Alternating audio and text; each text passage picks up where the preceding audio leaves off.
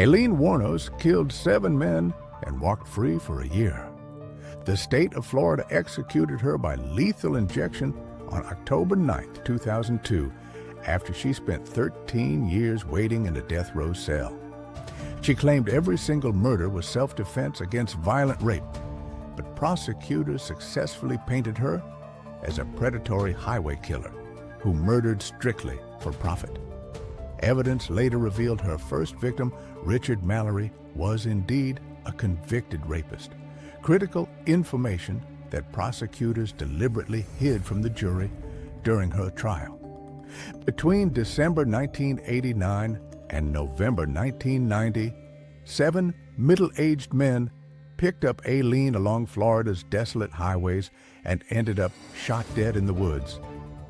She worked as a sex worker on Interstate 75, flagging down potential clients who allegedly became victims only when they turned violent and attacked her.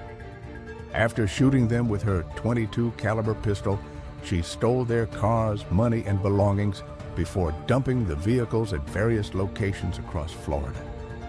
Richard Mallory, 51, became her first victim on November 30th, 1989.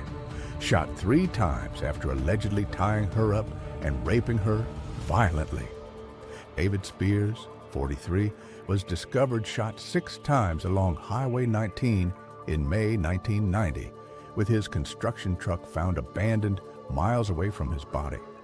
Charles Coscadden, 40, was shot 9 times in Pasco County just 3 weeks after Spears, showing an escalating pattern of violence and desperation in her attacks. Peter Seams, 65, vanished in June 1990. Police found his car with bloody handprints, but never discovered his body anywhere in Florida's vast wilderness. Troy Burris, 50, was found shot twice in Marion County during August's oppressive heat. His delivery truck abandoned at another location 20 miles away. Dick Humphreys, 56, a retired police chief from Alabama, was shot 7 times in September 1990, making cops take this case very personally. Walter Antonio, 62, became her final known victim in November 1990. Shot 4 times and robbed of his car, wallet, and all personal belongings. Every murder followed an identical pattern: highway pickup, isolated location, multiple gunshots to the torso, body dumped in woods, vehicle stolen, then abandoned. Her childhood reads like a textbook case study in how systematic abuse, neglect, and complete system failure creates a killer from an innocent child. Leo Pittman, her biological father, was a diagnosed psychopathic child molester who committed suicide by hanging himself in Kansas State Prison while serving time. Her teenage mother, Diane, abandoned 4-year-old Aileen with alcoholic grandparents who subjected her to daily physical, sexual, and psychological torture without any intervention. Laurie Wuornos, her grandfather, began raping her when she was 9 years old, forcing her into silence through violence, threats, and psychological manipulation. She gave birth at 14 after being raped, with her grandparents immediately forcing her to give the baby up for adoption against her desperate wishes. When her grandmother died, 15-year-old Aileen was thrown out by her grandfather to live alone in the frozen Michigan woods during the worst winter months. She survived by selling her 11-year-old body to men for food, cigarettes, and spare change, sleeping in abandoned cars and under highway bridges for shelter.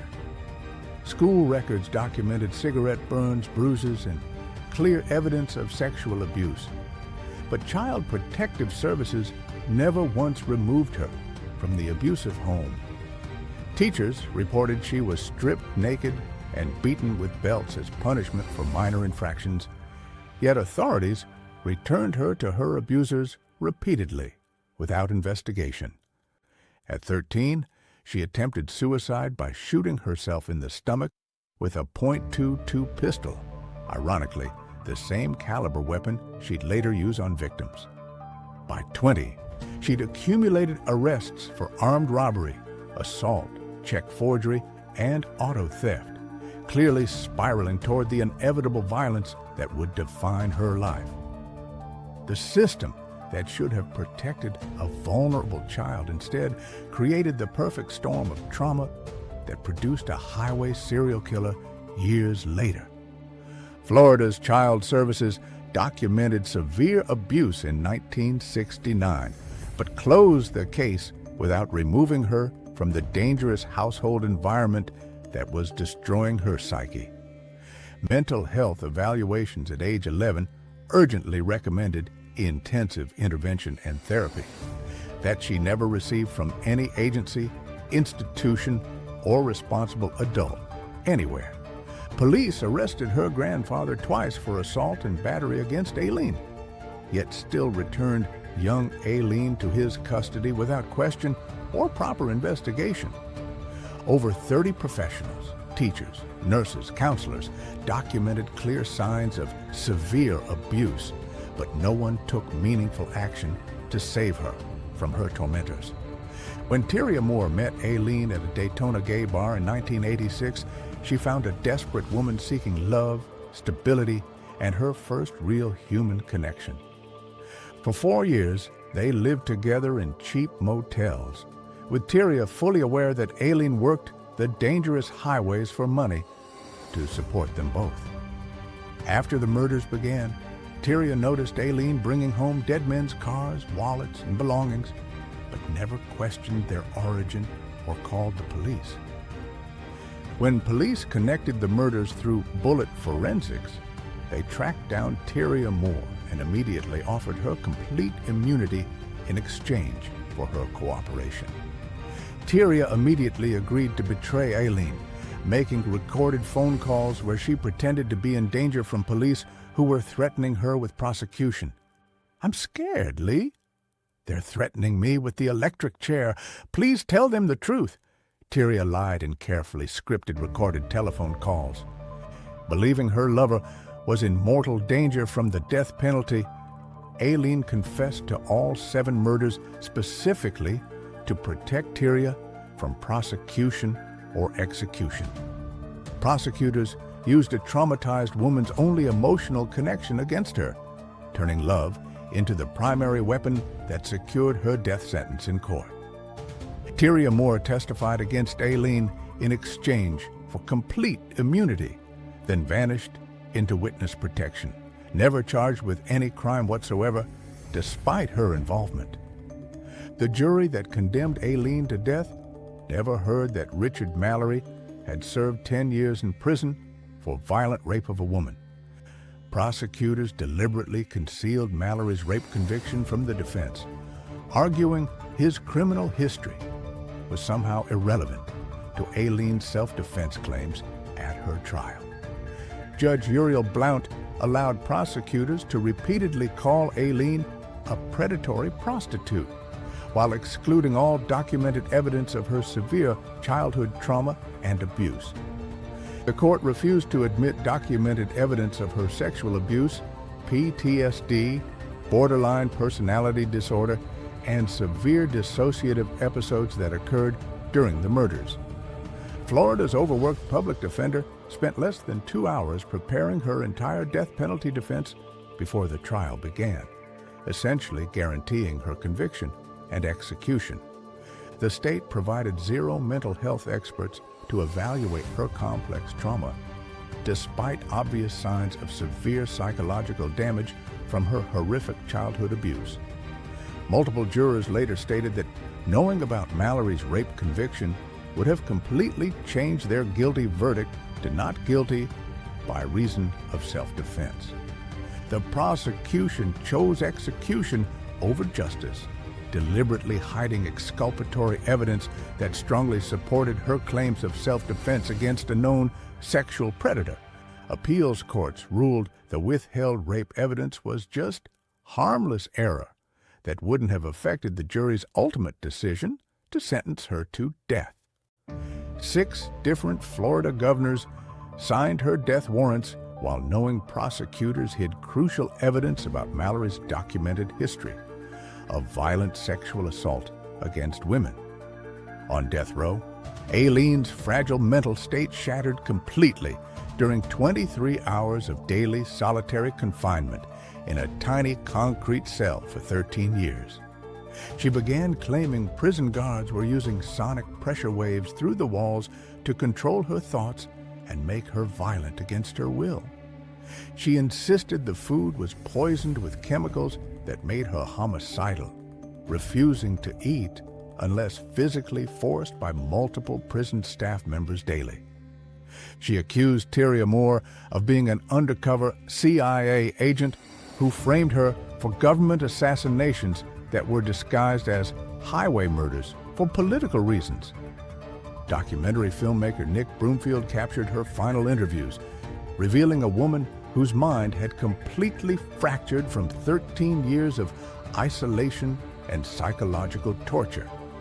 She told him police deliberately let her keep killing to build a stronger death penalty case with more victims for newspaper headlines and career advancement. She claimed law enforcement knew about each murder immediately, but wanted the body count higher for political careers, media attention, and increased departmental funding allocations. By 2001, she fired all her lawyers and volunteered for execution, calling it legal murder by a corrupt state system that failed me completely. Florida eagerly accepted her execution volunteer status without psychological evaluation, scheduling her death for October 9, 2002, at precisely 9:47 a.m. Eastern Standard Time. Her adoptive mother, Arlene Prala, sold exclusive interview rights to tabloids for profit instead of attending her adopted daughter's execution or providing comfort. Aileen spent her last day completely alone in her cell, refusing her special last meal, saying she just wanted to die and escape already. The execution team struggled for 10 agonizing minutes to find usable veins, repeatedly stabbing her arms to insert the lethal injection IVs while she remained conscious. Witnesses reported she looked relieved and peaceful as the 3-drug cocktail finally entered her bloodstream and stopped her damaged heart from beating forever. Her death sparked international debate about executing mentally ill trauma survivors versus holding them fully accountable for murder, regardless of their psychological state. Psychologists now recognize her case as severe untreated complex PTSD, manifesting as defensive violence against perceived threats that may have been real or imagined. Modern trauma therapy and proper medication might have saved both Aileen and her 7 victims from their tragic fate if administered during her childhood. Instead, America executed a woman the system failed catastrophically from birth through death, completing the predictable cycle of violent society itself had created. Her cremated ashes were scattered beneath an unmarked tree somewhere in her home state of Michigan by Arlene Prala, who profited from her death. Some claim her ghost still haunts Florida's highways, seeking either revenge against the system or redemption from those who cross her haunted path. 7 families still grieve their lost fathers, brothers, and sons, victims of a woman who was herself a victim long before she became a killer. Richard Mallory's other rape victims watched documentaries about Aileen, wondering if she actually saved them from him, complicating their feelings about her execution entirely forever. The same systems that failed Aileen continue failing, abuse children right now, creating tomorrow's inevitable tragedies while society acts shocked when violence inevitably erupts again. Her case remains central to death penalty debates worldwide, particularly regarding executing people with severe mental illness and documented histories of extensive childhood trauma and abuse. 22 years after her execution, America still executes mentally ill trauma survivors, still fails abused children, and still acts surprised when victims become victimizers. Aileen Carol Wuornos lived 46 years of documented pain, inflicted death on 7 men, and died alone, becoming America's cautionary tale about what happens when every system fails.